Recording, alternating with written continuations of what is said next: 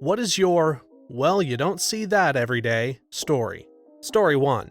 Neutering a dog the other day, he appeared to be a cryptorchid, that is, one normal testicle and one not descended, retained somewhere in the abdomen. Well, we can still neuter these. In fact, it's even more important to do so since the retained one can later develop cancer if left behind. So, into the abdomen I went, looking for that retained testicle, which I was expecting to find somewhere between the kidney and inguinal ring. Found a uterus. I saw a clip from some vet show on YouTube where this happened. The owners were concerned about a growth on their dog's lady parts, and were even more concerned since it had recently been crowned and the dog was constantly cleaning it. It was a male part, but was coming out in an area where a dog's vagina would be. A deeper analysis showed the dog had more things from each sex going on. To clarify, do you know how male dogs have like a sheath that their dong comes out of? This dog didn't have that, and had a vaginal opening the penis was coming out of. My cat came to me as a 14-week-old girl. She was taken in by us to her new local vet, vaccinated, and given her kitten checkup, including a look at the genitals. Still a girl. I noticed a pink area near her tail and took her to the vet, who reassured me that sometimes they can expose their vulva. Nothing to worry about. Told the vet that she had started spraying in the bath. No problem, she's old enough to spay now anyway. Booked her in to be spayed and told not to worry if I don't hear from them. So imagine how I felt an hour and a half later when they called and informed me that they had sedated my kitten for a spay and found a big old set of wheels back there. Thankfully, I had held off submitting his registration paperwork until after he was desexed, so I could change his name and sex. He's been unwell recently and they CC'd me into the referral info to another vet who will be doing a cardiac ultrasound, and it was quite funny reading the clinical note of that day. Apparently, he is just not very well endowed. That's gotta be embarrassing for the cat. Story 2. I worked at a high-functioning casino as a cocktail server a few years back. This lady came up to me and asked if I wanted to see something cool. Me, not knowing what to expect, says, "Sure, why not?" This woman proceeds to pull a purple rag out of her bra and begins to unfold it. I start to hear little chirps coming from the rag. This woman pulled a baby chicken out of her bra in the middle of a casino and let me pet it. She then folded the rag back up, stuffed the baby chicken back into her bra, and told me not to tell anyone. I told everyone. High-functioning casino makes it sound like the casino has autism. Story 3. At around 3 a.m., I saw a man rollerblading through the lobby of the Ritz-Carlton. I could not believe the hotel staff were just letting him get away with this, but no one even attempted to stop him. I ended up getting on the elevator behind him. The man was Jim Carrey. One of my professors got chucked out of a hotel for calling him a prick for shouting at hotel staff for not having a fully furnished room prepared specifically for his dog. She thought she said it under her breath, but she has a naturally loud voice, lol. When she was in LA writing a film, he demanded his security throw her out of the hotel, and she couldn't get back in. She had to call her boss, who gave Carrie's security hell, and the poor hotel staff had to witness an intense case of "Do you know who I am?" and my professor's boss, a big-shot Hollywood producer, tells him, "Yes, and I don't effing care." Hotels will allow quite a bit to keep high-paying guests happy. Smaller scale, but my story of that. There used to be a mid-sized gaming convention near me which I volunteered for, and was close enough with the people running it that we all got into the big staff party on the Saturday night of the con. The party grew every year for a few years, and after a bit there was a system in place. The top floor was completely staffed who were going to be at the party, and the whole floor was a party. The next floor down was a buffer floor of others like us who were invited, so that way we could make a ton of noise and no one gave a crap. Well, one year the top floor was so loud that the hotel was getting complaints from 2 floors down. Instead of trying to shut down this huge party, they told people to move the party to the hallway instead, and everyone started bringing chairs and stuff out into the hall, and turned that into a party. Another year, when even that was getting too loud, the hotel just gave us an unused ballroom and said, "Here, have at it," so the noise would be separated from the other guests. Fun times. My uncle worked at the hotel he stayed at while filming Dumb and Dumber, and he says that Jim Carrey was the worst guest they ever had, tearing out the walls, breaking the sink, setting fire to trash cans, spray painting the mattress, many whores and drug-fueled degeneracy, and a complete dick to staff. demanded the Imperial Suite, which is basically the whole top floor of the place, and then proceeded to ruin it. He says Jeff Daniels was constantly apologizing for him and was overall a really nice guy and a decent human being who could never drive his wife to suicide. The same could not be said for JC. It seems like every fancy hotel probably has a Jim Carrey story. Story 4. On vacation in London, my wife and I were waiting for a train in a tube station. 2 trains arrived at the station before ours showed up. As a native New Yorker, I was comforted to see that pigeons live in subway stations everywhere. The first train pulls into the station and the doors open. As people enter and exit the train, one pigeon flutters down from the ceiling, lands on the platform, and calmly walks onto the train like he's off to work or something. My wife and I laugh about this a little as the doors close and the train pulls away from the station. The second train pulls into the station, the doors open, and people shuffle out. After a moment, a different pigeon walks out of this train and then flutters up to the spot vacated by the first pigeon. Anyway, it seems like London pigeons have the tube pretty much figured out. Some of the London Underground tube lines are actually more than half overground, so pigeons can get on at platforms which they can just fly straight onto and travel to the busier deep underground stations with more crumbs and rubbish. This also explains why at some point in the 70s a tube driver was attacked by a rabbit, jumped through an open driver's door one hot day on one of the overground bits. Another favorite London tube story: there was once an incident with a runaway train, which passed through a couple of stations without stopping, but didn't cause any damage or hurt anyone. Turned out it was because the driver had left his bag hanging on the dead man's handle, which they used to prevent trains from moving without an active driver. Story 5. I had just pulled out of my office parking lot when a lady hit my rear passenger side with her SUV as she pulled out of a rail station parking lot. Ugh. So we both pulled over at the Taco Cabana to do the typical fender bender rigmarole. But to my surprise, a pickup truck followed behind us. I didn't think too much of it and get out to exchange info. As I approach her car, I notice she's avoiding my gaze completely. I'm standing there knocking on her window like, "WTF, lady?" And then a man gets out of the aforementioned truck. He demands to know what happened and why I hit her, to which I retort, "Excuse me, but who are you?" And she hit me. Are you joking or are you blind? I'm growing more livid by the second because I just want to go home. Out of nowhere, a van with a local Mexican restaurant's branding pulls up, and another man gets out and starts yelling at the pickup truck man. They seem to know each other. The woman in the SUV now locks her door. I heard her power locks. I turn back to address the van man and he's arguing with the pickup truck man. A security guard from the neighboring rail station is walking over, and as I'm flagging him over for help, van man headbutts pickup truck man.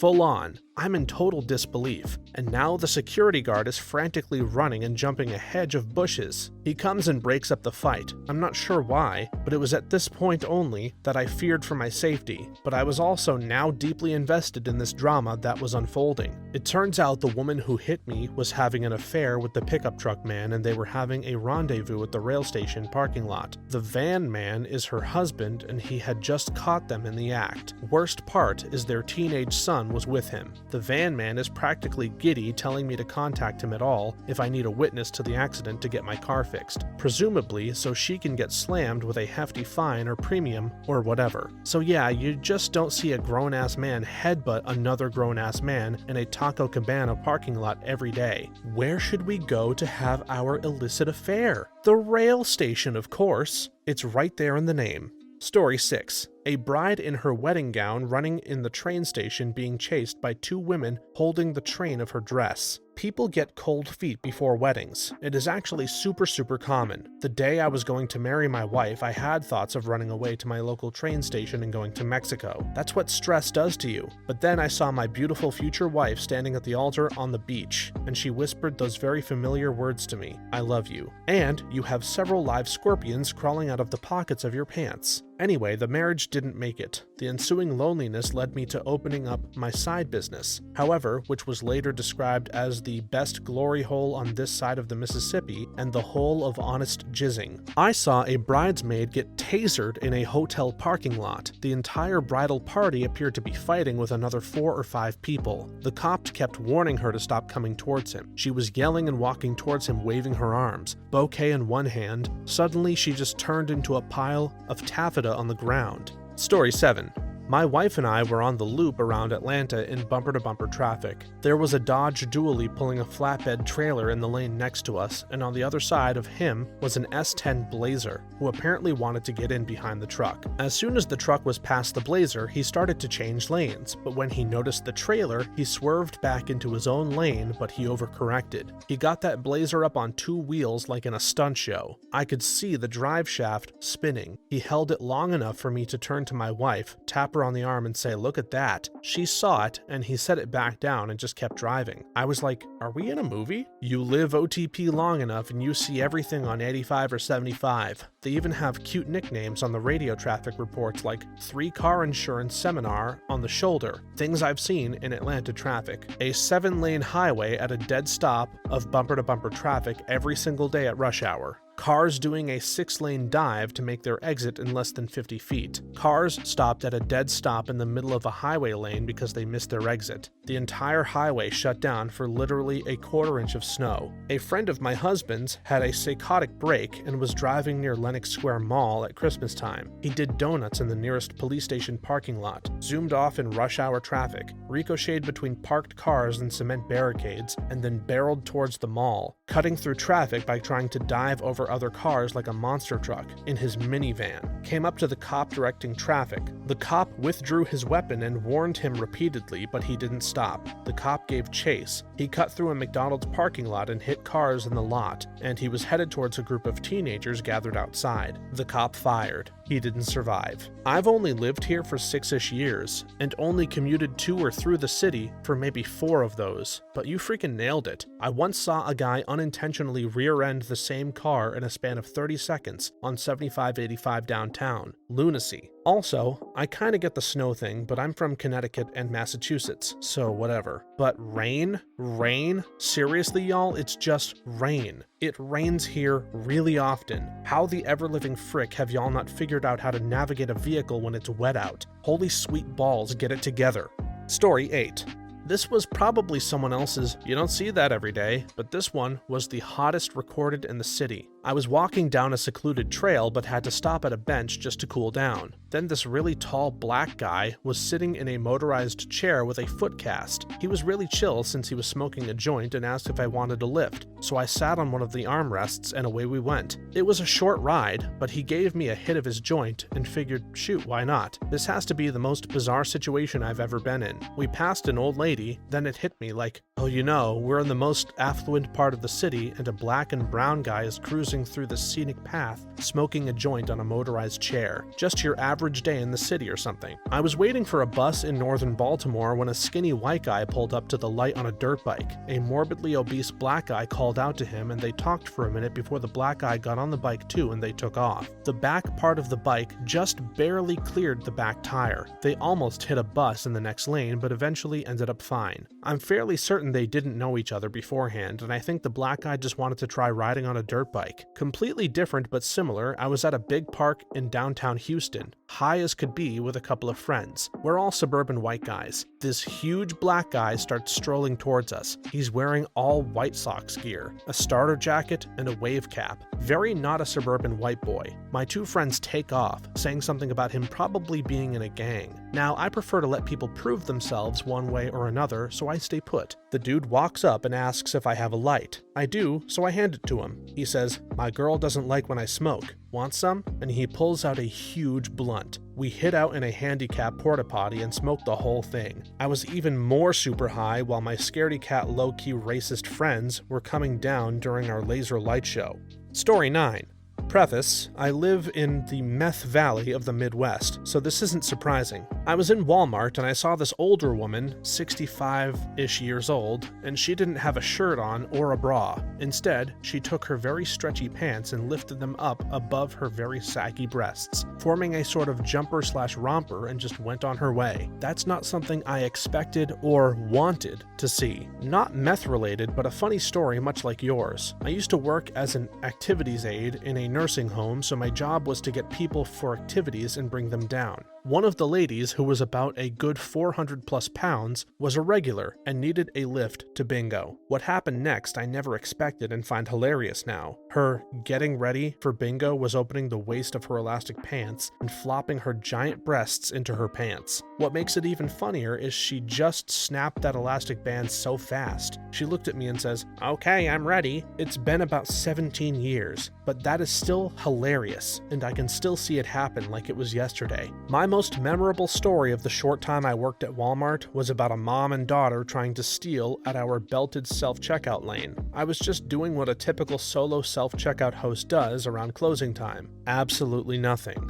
I just do my normal walk around and note that there's basically no one there. I check the handheld and the list of items looked odd. I go check what's up. I kid you not, they had like 50 plus hot hands on the belt. A damn tag off something completely irrelevant as well. I would have been less suspicious if they put the hot hands in the bags, for fuck's sake. Turns out the daughter coaxed her mom into helping her steal clothes. But 50 hot hands? You're not even trying to be sneaky at that point. These stories give out real Midwest vibes. Story 10. My very first day in New York City, I arrived at Newark and was getting a combination of bus/train to Penn Station. A family came running behind us towards the platform, a crazed redhead screaming. A voice behind her yelled, "Mindy! Mindy, you don't know where you're going!" Then another voice yelled, "Where's Mindy going?" And Mindy finally replied, "There's only one train." During the bus ride portion of the journey, I saw police clearing up a crime scene of what looked like a mob hit. Chalk outlines, bullet casings, body bags, and crime scene tape, although I am led to believe this can be seen every day. Finally, in Times Square, a man approached me, put his hands on my shoulders and asked, "Excuse me, sir, are you Jesus Christ?" What a city, eh? I'm visiting New York City for the first time right now. Went to Times Square today. A bunch of dudes selling weed and edibles. But the good part was, when I was leaving, it was a normal-looking woman standing. She reached into her pocket and pulled out her hand, with her pinky and thumb sticking out to resemble a phone. She then started to have a conversation, then an argument on the phone. In Queens, I was passing by Dunkin' Donuts. Some guy is standing about 10 feet away. He faced the street, stuck his index finger out, and yelled out,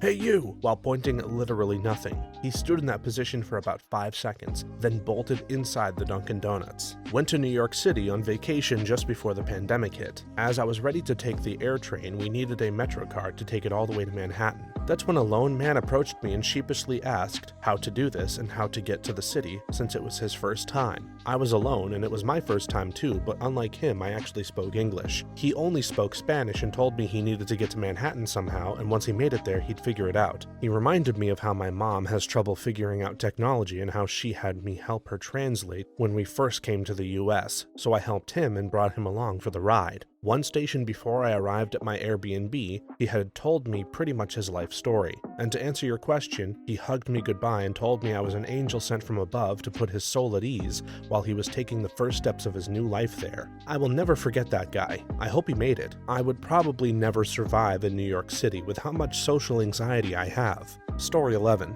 I work security on the side. I feel like I could give you a different answer every so often. I watched a guy the other day going through boxes of men's shoes and sniffing them, looking for ones with a foot scent. When he found them, he'd get a little fidgety, went to the back of the department with a few boxes and was looking around heavily. But there was a family and a bunch of kids around and he left abruptly. No joke, the way he was acting and how he was positioning things, he was like about to screw a pair of Nikes. It was some wild stuff. Watched a guy bust out of the store one time with about $1,300 in clothes and right into the side of his getaway vehicle, which then ran him the hell over. Not ashamed to say I laughed my ass off. He lived. People pooping, pissing, jerking, domestic violence, robberies, marriage proposals from a cracked out junkie, accidents. I've seen some stuff. Security people have the best stories. Favorite one that kind of relates to your snatch and run guy was the guy who picked up a giant flat screen TV and ran out the door down the street with it. About 2 minutes later, all you see is him and the TV flying through a plate glass window back into the store he stole it from. We had to watch the cameras like 5 times before we spotted the tiny 5'2" blonde loss prevention chick doing her flying tackle, which is what sent him through the window. The best part was that after he was arrested, he had a chat with the police and he suddenly burst into tears. Apparently, he thought if they charged him with the theft of it, it was like he paid for it. This was determined when he said they needed to be gentle while loading his TV into the cruiser truck, like the flight through the window was so great great for it. They had to inform him that no, he couldn't keep the TV, and he bawled all the way to the police car. Me and my ex were in a store in a mall, and I was looking at the shoes. We noticed two young women looking at shoes, but they were behaving strangely. I whispered to my ex, "I think those girls are going to steal something." I was right. The girls grabbed some shoes and ran out the door. The door was an exit directly into the parking garage, which is kind of stupid. There were two male employees close behind a counter, and one guy started running after the girls. He didn't stop them. The other employee said the insurance would cover the stolen goods, plus the security cameras caught them. I don't know whatever became of the crime scene.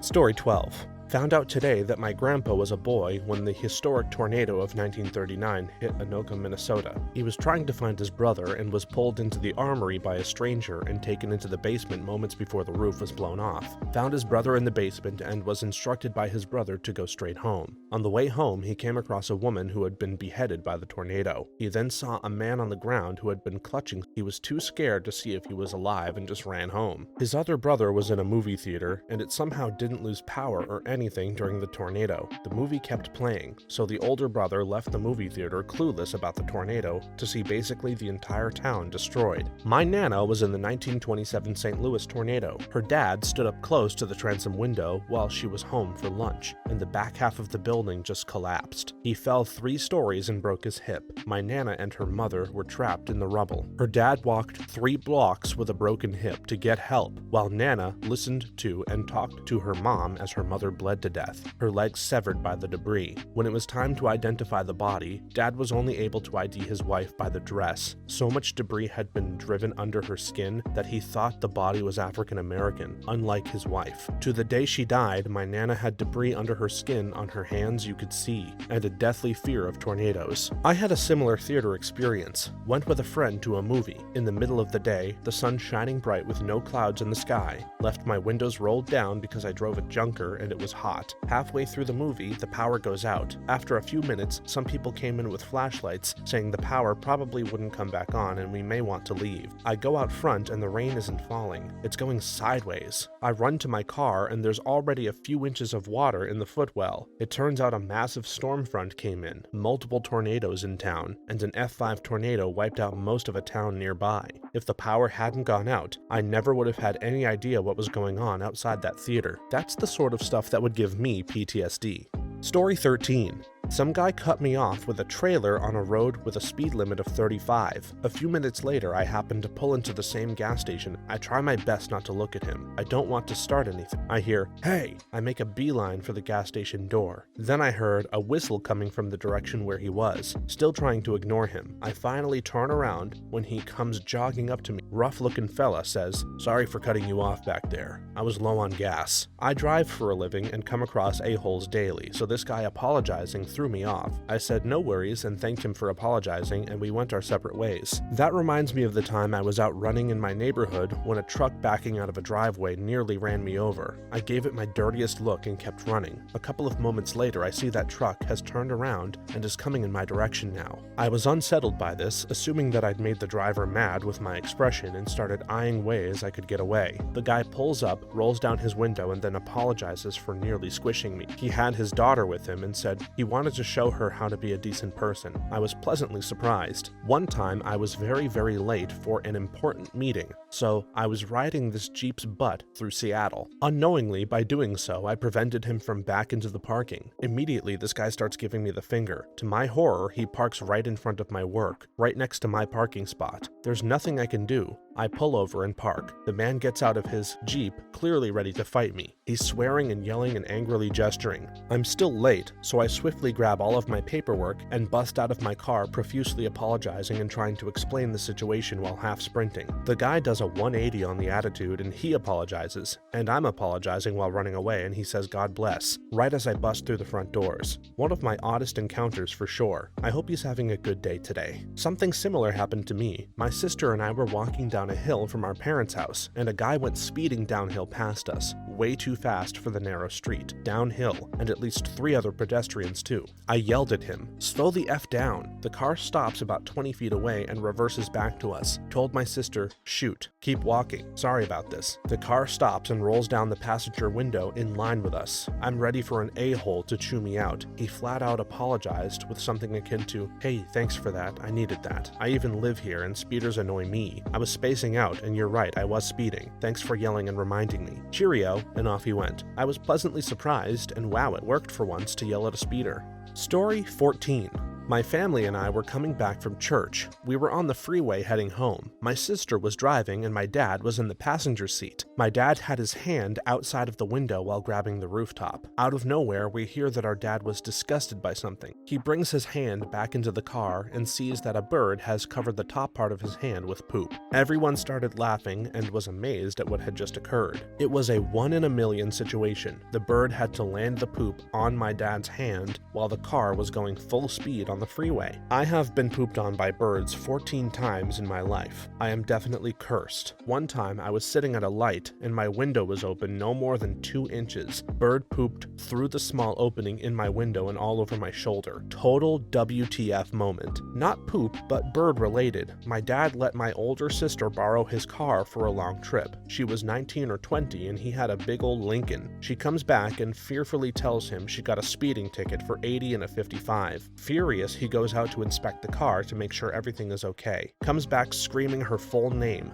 middle name and all. You know you're in trouble when you get a middle name. He tells her to come outside and asks if anything else happened. She says no. Dad walks all of us around to the front bumper, and there is the ass end of a smashed bluebird jammed into the grill. This thing is wrecked, blood and feathers running down the whole front bumper. My dad was like, "How did you miss this?" Her reply was, "I thought it flew under the car." 20 years later, she still lovingly gets called a bird murderer. Story 15. I walked into my backyard and found a chicken. The strange part was that my backyard was completely fenced off with no gaps that the chickens could have snuck through. So where did this chicken come from and how did it get into my backyard? Well, I got the latter answer when I spooked it. It ran towards the chain link fence at the rear of the yard, grabbed a link with its beak, and then proceeded to pull itself up. It locked in first 1 foot, then the other, and then raised its beak to repeat the process, until it had scaled the fence completely and hopped down, wings blasting to slow its descent. And that thing was a fast climber. The squirrels should have taken notes. As for the former answer, it turned out my neighbor was raising chickens, and this one ran away when coyotes raided her coop. It's funny how well chickens manage to make up for the whole flightless bird thing. When I had chickens, they had the run of the yard, and I fenced off my garden to keep them from eating the plants, so they would climb the railing on the deck and flutter over the garden fencing. Eventually had to redo the fencing just a few inches higher to keep them out. I swear I've seen chickens that can fly ever so slightly. Story 16.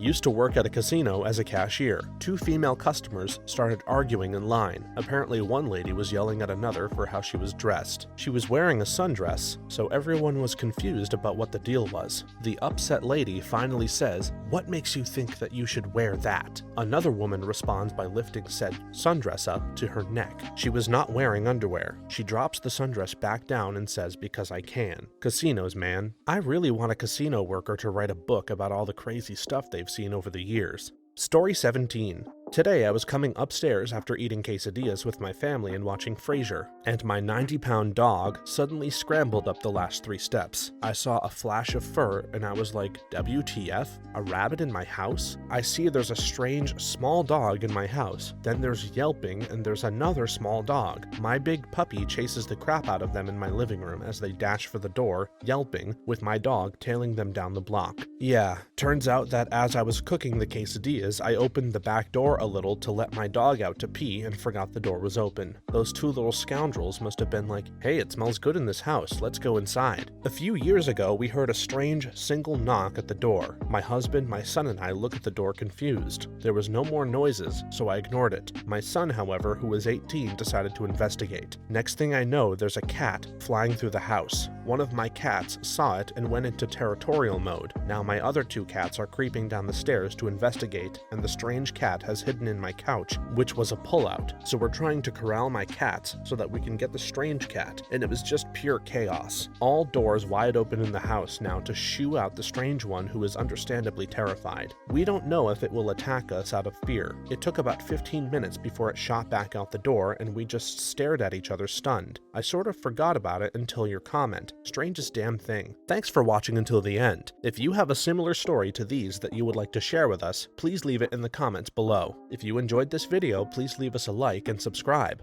For more videos like this one right now, please stop by our channel. Thanks again, and see you next time.